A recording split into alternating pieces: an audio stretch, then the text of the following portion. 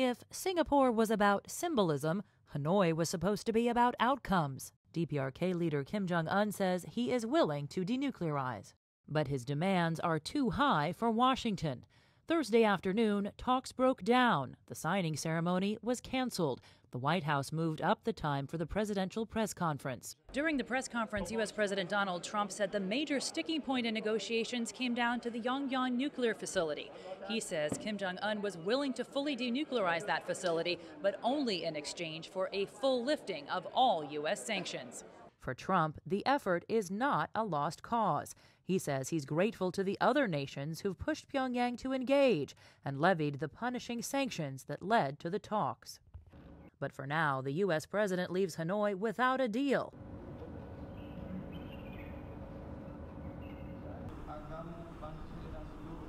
Economic growth of 4.7%, low unemployment, rising wages, stabilizing prices. It all sounds like good news. But expectations on Malaysia's Pakatan Harapan government are high, especially among those who voted for change. Since its shock election victory last May, the new government has trimmed spending, reducing some subsidies and handouts, while undertaking a raft of reforms to improve governance, transparency and accountability. We think that it will likely bear fruits in 2 to 3 years down the road, especially if there is a greater traction among investors that the government is serious, and importantly ensure that the positive spillovers actually reaches the masses. The government is looking outside its ranks for help. As he did when tackling the Asian financial crisis, Prime Minister Mahathir Mohamad has again appointed a council of economic experts to advise the government. This time around, it's more a crisis of confidence in the new government, especially on its economic agenda. By co-opting all these experts, it will actually lend greater confidence in the ability of the government to manage the economy. We hope in the coming years the government will be able to improve our lives a lot. Malaysians waited 61 years for their first change of government, but they are clearly impatient to reap the economic fruits of that change. These small kiosks can be found all over Indonesia. Known as warung, it sells the usual daily necessities like food, beverages, snacks, and cigarettes. But this particular store is not your typical warung. Warung Marita, with its bright yellow exterior, is one of Indonesia's smart warungs, the brainchild of a local tech startup called Warung Pintar. Most of the enterprises in Indonesia are micros, and 98% of them are staying as micro, while there's no room for growth. And the lack of tools, a lack of access to network is one huge problem. So with Warung Pintar, we try to solve this problem, essentially. Warung Pintar saw this as an ecosystem problem and decided to build this concept of smart warung to connect small businesses with big stakeholders. It has successfully helped to transform more than 1,000 warungs in Jakarta and other cities across Indonesia. These stores are equipped with CCTV cameras to collect data and shoppers' demographics such as their gender and age. That can later be used to analyze to improve their marketing strategies and engagement. Marita says this new technology has helped her business grow massively in the past few months. It has helped me financially, and the technology has made my business more convenient. Now I can order goods through mobile apps, and it's not a complicated process anymore. Customers also find it much easier to pay using their mobile phones with cashless payment methods. This new trend of digitizing small kiosks is not surprising, as more people in Indonesia are beginning to embrace the digital revolution. The country is Southeast Asia's largest internet economy, with its value growing at least 26% annually. So sorry, but you're in my way. Could you please move? Don't be surprised if you see this robot cleaning your office buildings, shopping malls, and airports in Singapore. By April this year, the first 100 LeoBot scrub will be deployed to commercial cleaning companies. The bot can scrub any type of floor and is always cheerful and pleasant. Hickory dickory dock, the mouse ran up the clock struck 3 and he needed to play. Hickory dickory dock. As tall as an average 6-year-old, it's designed to be efficient, compact, and nimble. It can easily go through small doors and get into confined spaces. But instead of selling it at exorbitant prices, its creators at LionSpot plan to rent it out as part of their robot-as-a-service model.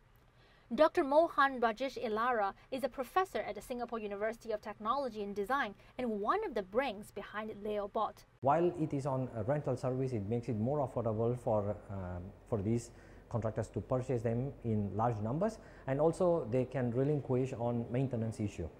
Because maintenance could be handled by, in this case, by LionSpot. We can provide the maintenance support, so it's light on the customer's end.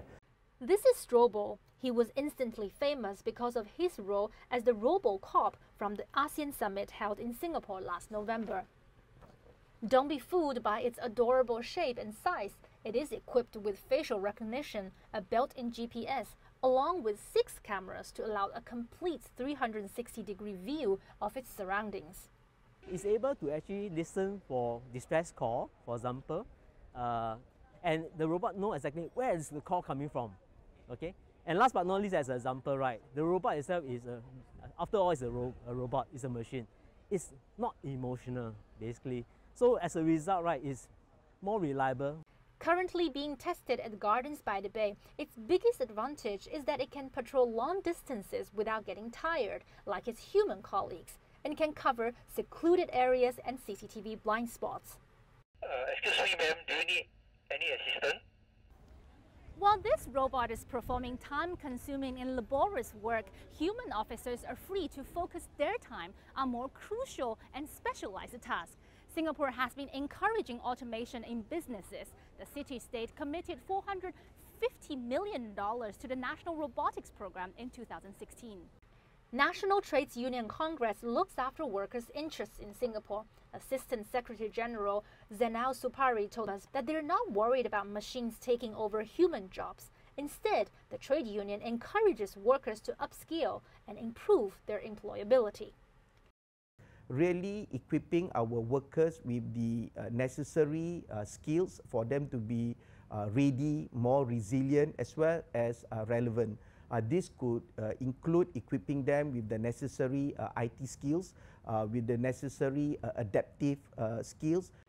Unlike the rest of the world, robots in Singapore are not seen as a threat, but a necessity. They're being deployed in a wide range of areas from hospitals to hotels. And with technology getting cheaper and more accessible, it would be safe to assume that robots will certainly be a huge part of Singapore's future. After declaring a success the restoration of popular tourist destination Boracay's clear blue waters, the Philippine government says Manila Bay is next. Some 5,000 volunteers kicked off the massive cleanup project, and the result was Instagram-worthy. This, however, is just a tiny fraction of the almost 200-kilometer coastline, and rehabilitation work is going to take more than just picking up trash. We'll settle with it point by point, from A to Z. So we'll start from the source, going to the canals, creeks, rivers, then Manila Bay. Among the first casualties, business establishments that are dumping wastewater directly into the public drainage system. We followed authorities for a day as they served notices and cut access of violators to both sources of water and sewer lines. So authorities are now serving a closure order to this branch of Jollibee fast food store. Jollibee, of course, is one of the biggest companies here in the Philippines. Authorities are showing they don't care how big or small the establishment is.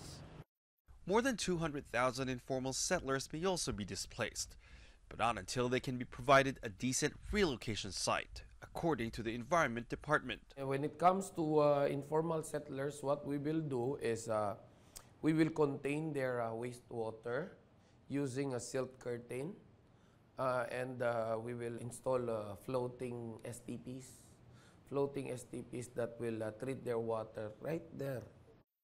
But while virtually no one opposes the idea of revitalizing the Manila Bay Area, there are concerns current efforts won't amount to anything if pending reclamation projects go forward. That is the challenge we pose, particularly to the government, to President Duterte.